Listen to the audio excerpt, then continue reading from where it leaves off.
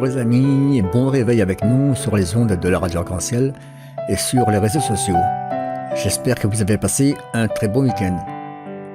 Nous redémarrons la semaine dans la joie et la bonne humeur et j'ai le plaisir de partager cette séquence avec Valérie.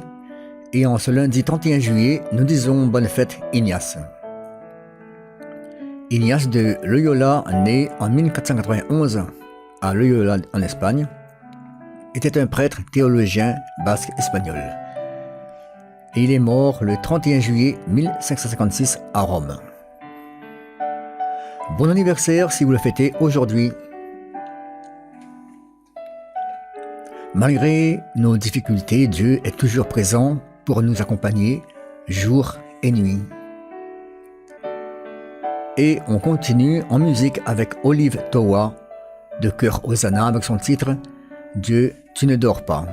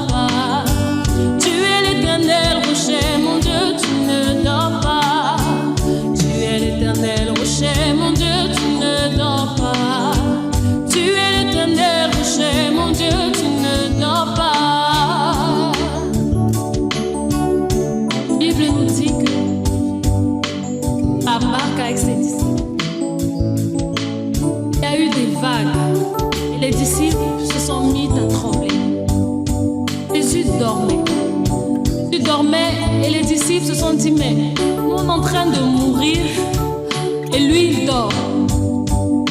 Mais quand Jésus s'est levé, il a suffi d'une seule parole de Jésus. Allez. Peu importe à quel point il y a des vagues dans ta vie, peu importe à quel point tu peux être dépassé par les circonstances, ton Dieu ne dort pas.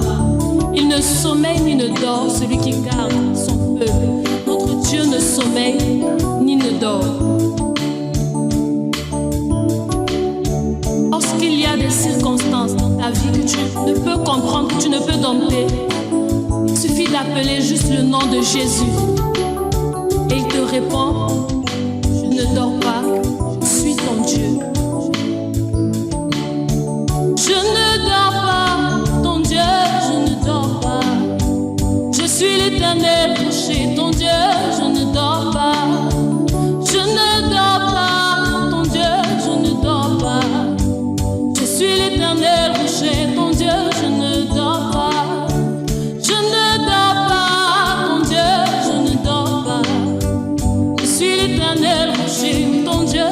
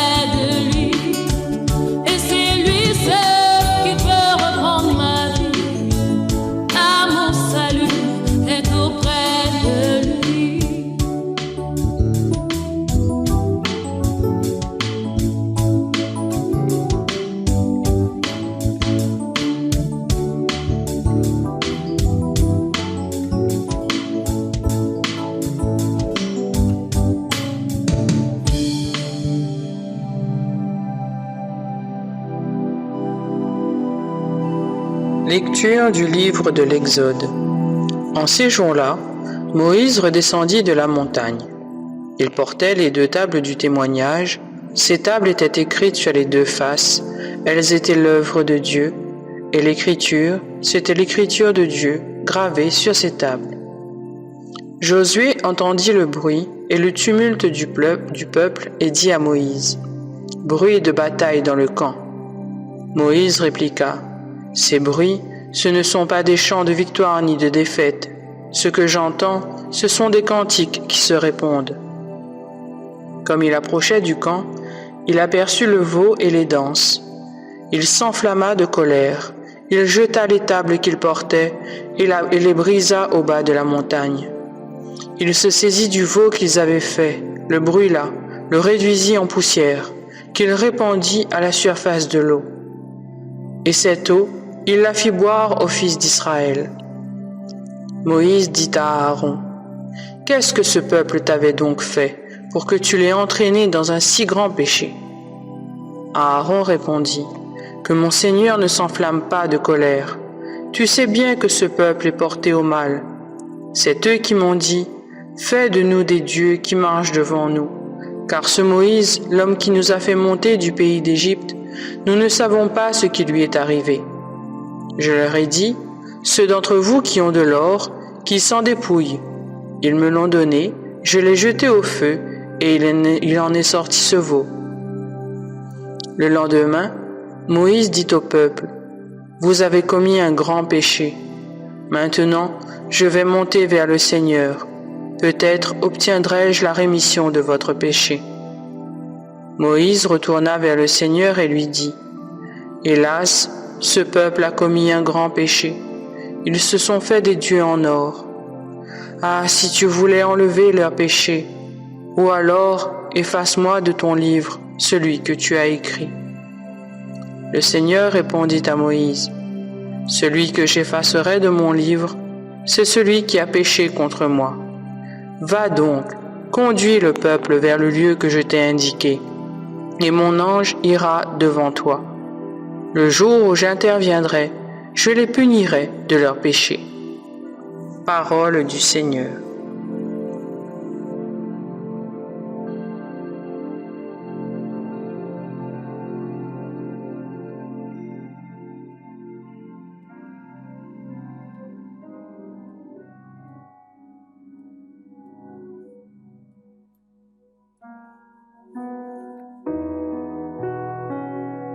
Moïse est indigné devant ce peuple qui a commis un très grand péché. Il expose les faits à Dieu et il veut être puni à leur place. C'est ce qu'on appelle le sacrifice de propitiation. C'est rendre Dieu propice aux humains pour le rachat de leurs péchés. Mais dans les Écritures, dans le psaume 48, il est déclaré qu'aucun homme ne pourra en aucune manière racheter son frère. Nous devons en rendre compte par nous-mêmes à Dieu. Seul Jésus, le Christ, pouvait faire propitiation pour les pécheurs parce qu'il était lui-même sans péché. Aujourd'hui, Jésus-Christ est présent avec nous par sa parole et par son esprit. Il est plein de gloire, plein de sainteté et plein de grâce. Il nous offre son salut gratuitement. Tous ceux qui refusent de croire en lui, le Seigneur leur réserve le pire pour la fin. Mais à tous ceux qui se repentent et qui croient en lui, le Seigneur leur réserve le meilleur pour la fin, la joie éternelle dans sa présence glorieuse. Amen.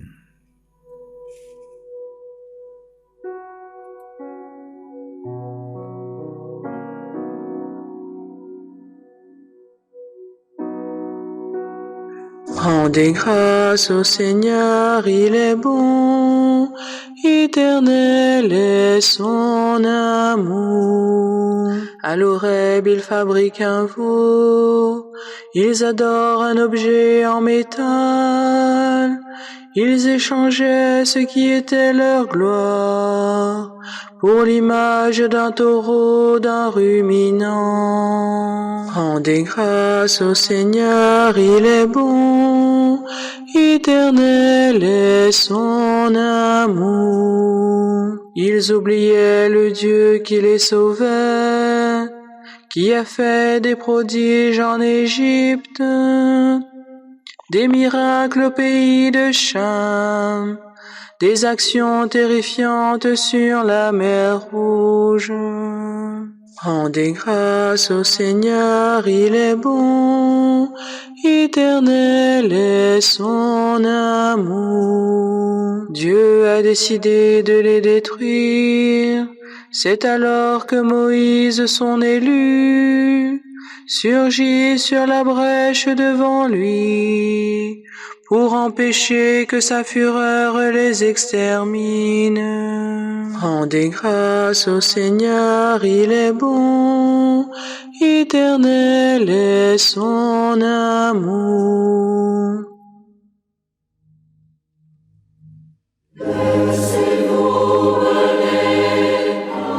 Mes chers amis, nous sommes arrivés à la fin de la séquence. Profitons de cette belle journée et de cette bonne nouvelle. À nous qui croyons, Dieu nous promet la joie éternelle. Sur ce, je vous souhaite une sainte journée et on se quitte en musique avec l'ensemble vocal L'Alliance, avec son titre « Laissez-vous mener par l'Esprit ».